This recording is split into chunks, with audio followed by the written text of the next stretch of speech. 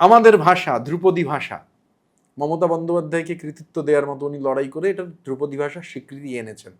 মানে আমাদের ভাষা তামিল ভাষার থেকে খুব পুরনো, মানে অনেক নবীন ভাষা নয়, আমাদেরও 2000 ইয়ার্স হিস্ট্রি প্রমাণিত।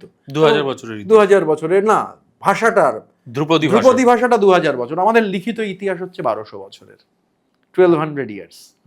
History is an oral tradition. এবার 5000 বছর ধরে চলছে।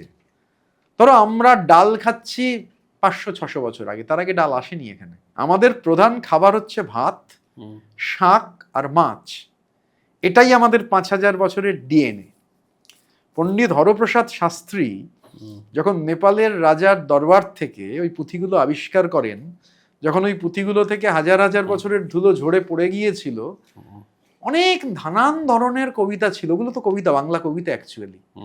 তো সেই কবিতায় একটা জায়গায় একজন বৌদ্ধ ভিক্ষু লিখছেন, ওগর ভত্তা রম্ভক পত্তা গায়িকা ঘিত্তা দুগ্ধ সযুক্তা মাইলি মচ্ছা নালিচ গচ্চা দিজ্জই কান্তা খাপুন বান্তা।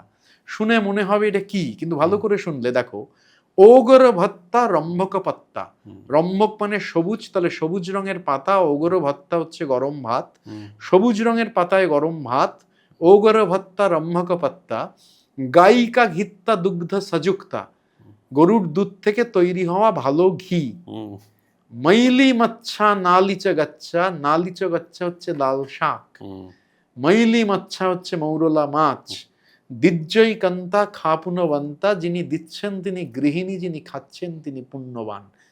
শাক, ভাত আর মাছ, 5000 years of DNA।